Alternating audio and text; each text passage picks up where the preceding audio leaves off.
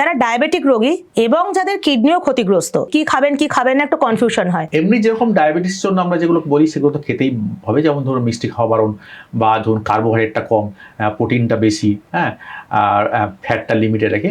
কিন্তু এখানে অনেক সময় আমাদের ভুল হয় যে আমরা মানে যেই মুহূর্তে আমাদের কিডনি থেকে প্রোটিন লিক করে আমরা ভাববো যে প্রোটিনটা বেশি খেলেই কিডনি লিক করে, ব্যাপারটা কিন্তু তা নয়।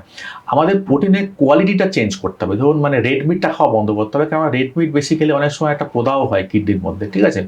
বা ইভেন চিকেনও, এখনকার দিনে চিকেনগুলোর মধ্যে কিন্তু অনেক সময় যে ওরা স্টেরয়েড দিয়ে করে, মানে বড় করে, তো ওগুলোও কিন্তু মানে মানে মানে রেগুলার বেসিসে খাওয়া যাবে না, সপ্তাহে একদিন হোক, ঠিক আছে। আমাদের যেটা করতে হবে যে মাছের ওপর জোর দিতে হবে।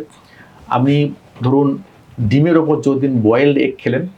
আরেকটা হচ্ছে যে আমাদের ভেজিটেবল প্রোটিনগুলো বাড়াতে হবে। ধরুন আপনি সোয়াবিন খান, রাজমা খান, কি ছোলা বাদাম, এই জিনিসগুলো খান। মানে আমাদের ভেজিটেবল প্রোটিনের অ্যামাউন্টটা বাড়াতে হবে, আর অ্যানিম্যাল প্রোটিনটা আমাদের কম করতে হবে। কেমন? তার মধ্যে মাছটা অ্যালাউড, বা ডিম বয়েলড এগগুলো অ্যালাউড, কিন্তু রেড মিট এবং চিকেনটাও কিন্তু লিমিটেড করতে হবে। সম্পূর্ণ ভিডিওটি দেখতে ভিজিট করুন আমাদের ইউটিউব পেজ দ্য ওয়ার্ল্ড আরোগ্য।